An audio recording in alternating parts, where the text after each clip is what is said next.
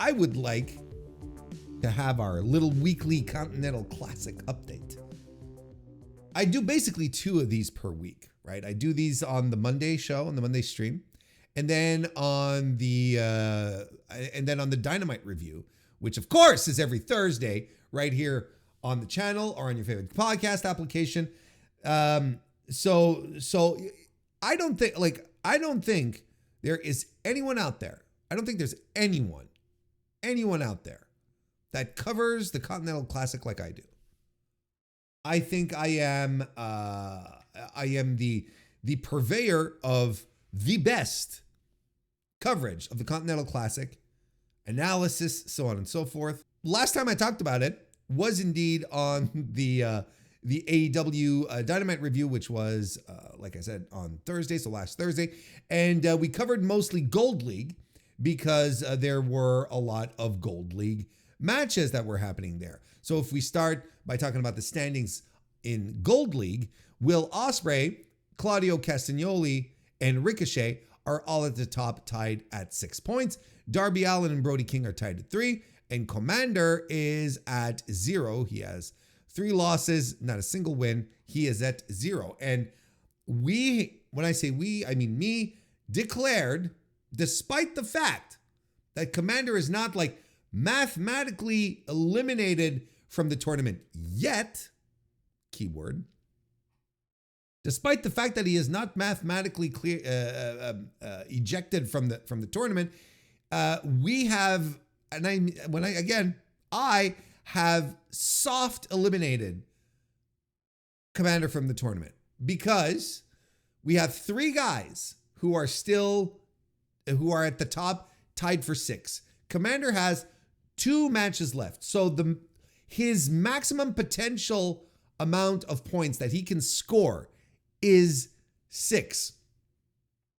And there's still Will Ospreay and Ricochet who have to face off against each other.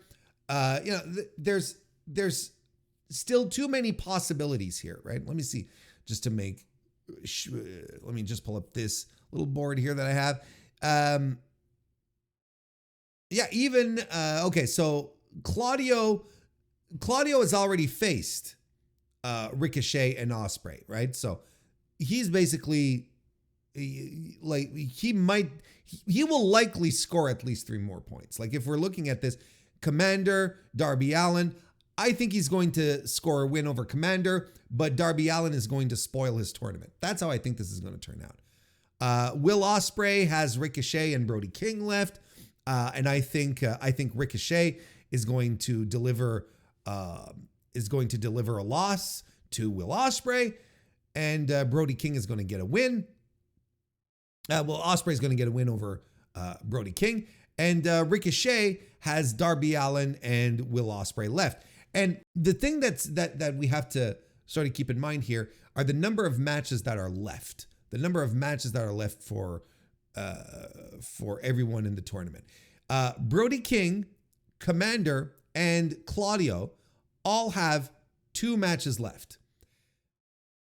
Darby Allin, Will Ospreay, Ricochet both have 3, which is an indicator to me that those 3 guys are going to have pivotal roles in the final determination of who moves forward to the semifinals at World's End within Gold League.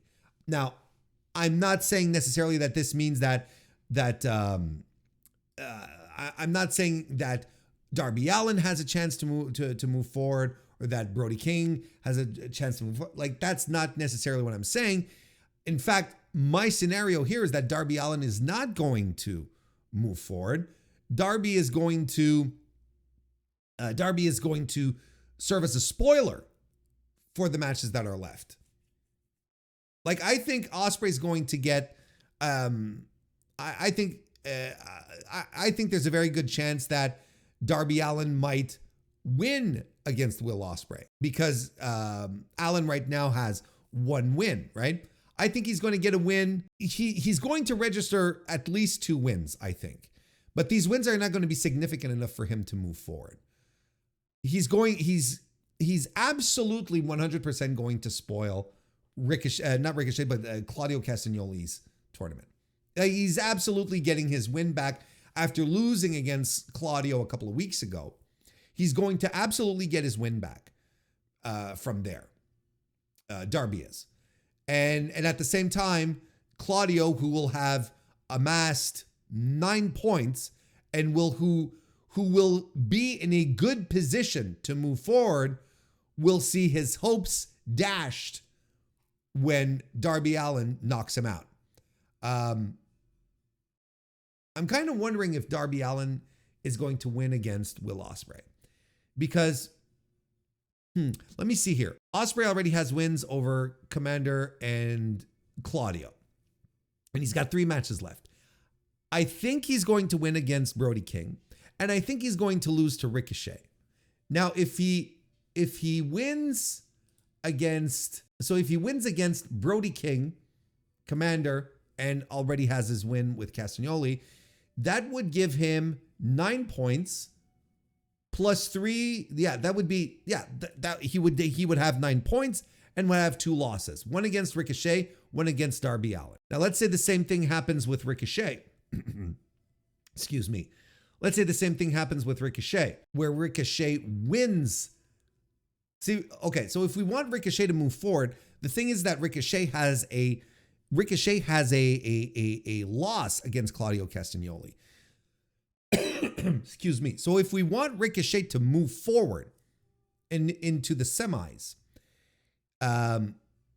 he has to win his last 2 matches. He has to beat Will and he has to beat Darby. That's the only way he can secure it, because he might get it. Or no, not necessarily. As you can see, I'm thinking out loud. It's not the only way. He can win 1 match. Ricochet can. He can win 1 match, which has to be the Ospreay match, though. Because if he and Ospreay then both finish with 9 points, he has the tiebreaker over Ospreay. But hang on a second. But then Castagnoli has the tiebreaker on Ricochet. And then we get into a funky triangle again. Then we end up with a scenario like last year where you have a final with 3 guys, which I hope they do not do again. I thought it was a mistake to do a finals with 3 guys. So look, I think the easiest path to do here is to have Ricochet win his last 2 matches, beat Will Ospreay, beat Darby Allin. He finishes then with 12 points. And that will ensure that he will move forward, because Claudio will have won against Commander, but again, in my scenario, have lost against Darby Allin. So they'll be, excuse me. So Claudio at 9 points will not be able to move on. And let's say Will Ospreay finishes with the same amount of points at 9. Well, Will Ospreay already holds the tiebreaker, having beat Claudio earlier on in the tournament. So he will have the tiebreaker. So Ospreay will move on if both guys are tied at 9. Darby, in this scenario, Darby cannot make it to 9 points either. He shouldn't. So that means he wins against Claudio, loses against Ricochet, and loses against Ospreay, which will leave him at 6 points, and that's fine. Brody King will probably stay around 6 points, and Commander will be at 0. But there's also other scenarios as well. You know, like the scenario I just pointed out by happenstance just a couple of minutes ago, where there would be another triangle, another 3-way issue where there's 3 guys tied at 9, but each guy sort of holds an eliminator over the other guy. So then we have to move on to a 3-way, an extra final or whatever. And that's not very sexy. That's not very sexy of you. So my point here is that I think Darby is going to be crucial to how all of this turns out.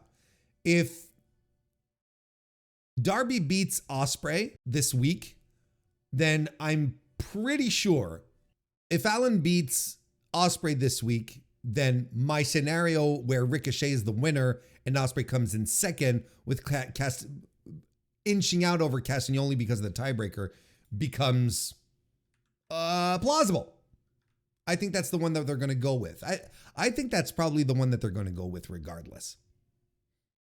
As far as Gold League goes, I think that's going to be that will probably be the scenario where we go at. And there's more complex scenarios, which is why we're not outright eliminating anyone, right? There could be some surprises, but I think that's the one that makes the most sense.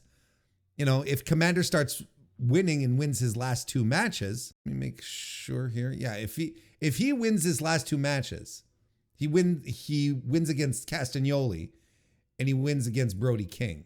Like, he's technically still in the conversation, right? We could have like this big schmoz at 6 points towards the end, which would be interesting. Don't get me wrong. You'd have Darby with 6 points. You'd have Commander with 6 points. Ricochet, Claudio, Will, there'd be one guy at 9 sort of securing a spot. Anyway, no one has secured their spot right now for the semifinals. It's still very open. No one in the tournament has, not even in Gold League. No one in the tournament has, because it's still very close, especially in Gold League, where everything is still extremely, extremely close. Darby Allin, Brody King are technically just one win behind, but Brody King is at a disadvantage because Brody has 2 matches left, whereas Darby has 5. Will has 5. 3, excuse me. They all have 5 matches. Ospreay has 3 matches left. Darby Allin has 3 matches left. Everyone else in the block has 2 matches left. So again, this is a sign, in my opinion, that Will and Darby are going to be very important players for the rest of the league, for Gold League. Let's flip over to Blue League. Standings, Kyle Fletcher all the way at the top at 9 points. All alone up there. Kazuchika Okada at 7. Mark Briscoe at 6. Daniel Garcia at 4. Shelton Benjamin at 3. And the Beast Mortos at 0. So now, folks, we are going to officially proclaim our very first elimination from the Continental Classic as per observed and analyzed by MrWarrenHayes. And in fact, it's really not that hard, but Beast Mortos is the first wrestler to be eliminated from the Continental Classic 2024 with having lost 3 of his matches and having only 2 left. His maximum number of points, excuse me, his possible number of points is 6 points. There is no way he can catch up to Kazuchika Okada or Kyle Fletcher. That is just mathematically impossible. He is done. Kaput. It's not even a soft elimination. He is over. It's still an interesting layout here, nonetheless, because we're very close to the end in there. And here, as opposed to Gold League, most guys are very close to the end, except for Shelton Benjamin. Okay. Kyle Fletcher, he's wrestled 4 matches.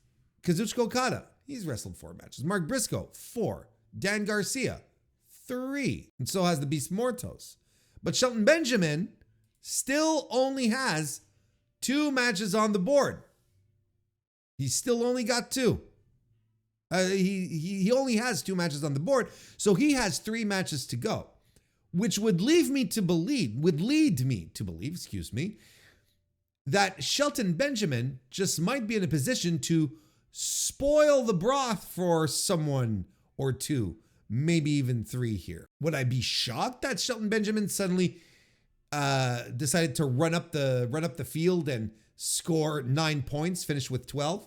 I wouldn't be surprised, but it would be bold. There's an interesting case to be made for that at this point. But Kyle Fletcher here at the top, let's start with him with his 4 matches in with 9 points, 3 wins, 1 loss, excuse me. Fletcher only has Daniel Garcia left, and they haven't announced it yet, which probably means it's going to be one of the matches for the Hammerstein on the Sunday taping. So therefore for Dynamite, I don't think they announced it, right? So it'll probably be for Dynamite next Wednesday. That would be my guess. That would be my guess. But the win, the win by Mark Briscoe definitely makes things a little more interesting. I was very much in a vibe where Kyle Fletcher was just going to sweep the league. He was just going to come in and sweep everything up, when in fact didn't quite turn out that way. Mark Briscoe gave him his first loss of the tournament in an excellent match, by the way. An absolutely tremendous match. That was just fantastic, and probably my favorite tournament of the match so far. You know, I think that even at this point, I would dare say that Mark Briscoe has been the MVP of this tournament. He hasn't had a bad match, and I think out of all the guys in the tournament, he's one of few, I think, who has understood the mission and what needed to be done. Mark Briscoe only has like 1 speed, and he just goes down that speed, and he just goes full force, lets everything out, doesn't hold back. It's tremendous stuff. That's excellent stuff. So, you know, I'm looking at the setup so far. Briscoe has 2 wins, 2 losses. He's got 1 more match. I don't think he's going to win, and I don't think he's going to make it, right? I don't think he's going to make it to the semis in any way, shape, or form. But he's still very much in contention. Like, my gut says no. His last match is, let me see who Briscoe's last match is. It's going to be against Beast Mortos. So either they're going to throw Beast Mortos a bone here and give him 3 points, give him 1 win, which is very possible in a very ghetto way of doing things. You know, and Mark will probably finish at 6. But his role, if this is it, his role is already completed in this tournament, which was to shift the balance of power a little bit and, you know, keep things a little more dynamic, a little more interesting. Because Fletcher now, his top, the maximum number of points he can get at this point is 12. If he gets another win, he goes to 12. Okada is 10. So even if Mark Briscoe wanted to move forward to the semis, he has to win his next match, and Okada has to lose it. Like, that's the only way Mark Briscoe will move forward. I frankly don't see that happening. You know, despite the fact that I think that Mark Briscoe has been the MVP of the tournament. Why aren't we talking more about Daniel Garcia? Couldn't he have an underdog comeback? Absolutely. He absolutely could. His last 2 matches, let me pull this up here again. His last 2 matches are against Kyle Fletcher and Shelton Benjamin. So he does not have an easy final stretch of the tournament. And again, it's very telling that we're hanging on to this for the very end, right? Where there's still stuff that has to happen. It's very interesting that it's still very much out there. So, you know, you could absolutely see you could absolutely see Tony deciding to book this with Garcia having a heroic comeback and then scoring 2 more points, 2 more wins, getting 6 points, and then finishing with 10, while Okada loses his last match. And because what you don't want is Okada at 10 and then Garcia at 10, but they don't have a tiebreaker because they both drew against each other, which then leads us into another one of these spirals where you have an unbreakable tie, then what do you do? And I think you need to keep it simple, especially after last year. You need to keep it simple. So I could see Daniel Garcia just running in from behind, getting his two final wins and making it to the semis. Absolutely could see that. But I absolutely can also see Shelton Benjamin just spoiling the shit out of everything. I can't put this over enough. He has 3 matches left, and he's been particularly silent. We haven't seen much of him, and he's got 3 to go. That means something. So we are very close to declaring, very, very close to declaring that one of these 3 gentlemen, let's put it that way, have secured their spot. We're very close, but we're not there yet. It's still, like, mathematically speaking, it's still very open. There's the possibilities are all still there. It's all very open, but we're not quite there yet to declare. Let's say Kyle Fletcher is absolutely going to the semis. I think they said that on Collision, right? Didn't they say that on Collision? Didn't commentary say that? I think they did. They said something to the effect that, Kyle Fletcher is now secured his spot in the semis, but no, he hasn't. He really hasn't. There's still scenarios that he's still vulnerable. He's in the best spot, but he, if he loses his next match, if he wins his next match, he is absolutely going. Like, that's without a shadow of a doubt. He wins his next match, he's going, because even if everyone else wins their matches, they're unable to tie him at 12 points. At 12 points, he's secure. But if he loses his next match, Okada can win his next match and move on. Mark Briscoe can win his next 2 matches and move on. Dan Garcia can win his Mark Briscoe only has 1 match. Wins the next match, and he also will move on. Daniel Garcia can win his next 2 matches and move on. Shelton Benjamin can win his next 3 and move on. I know not all the scenarios are possible, but still, nonetheless, there's still people out there that the point difference is still very close, nonetheless. So we're not ready to eliminate any to confirm anyone, despite closing the book on the Beast Mortos and his tournament in 2024. Quite unfortunately. Since Dynamite last week, we had the 2 Blue League matches on Collision, which happened. Kazuchika Okada and Beast Mortos was a good little match. I enjoyed it. I gave it 3.5 stars. And Kyle Fletcher and Mark Briscoe, I think, is the match of the tournament so far. I give it 4.5 stars. I thought it was absolutely tremendous. Like, that's what a tournament match should feel like. That's the feeling you should be getting watching this. So there you go.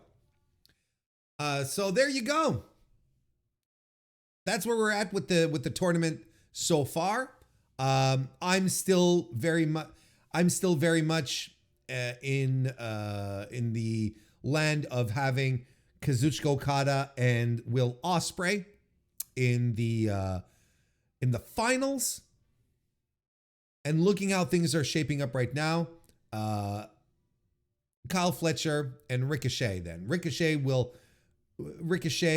probably winning the league, probably winning Gold League, taking on Kazuchika Okada, runner-up of Blue League, and Kyle Fletcher winning Blue League, taking on Will Ospreay, who will have been the runner-up, only to give us Okada Ospreay at World's End, which I've sort of been a proponent of for the past couple of weeks, maybe not from the start, but you want your tournament to be prestigious, you want it to look good, you want people to have good memories about it and say, oh yeah, this is indeed the best wrestling tournament in the world.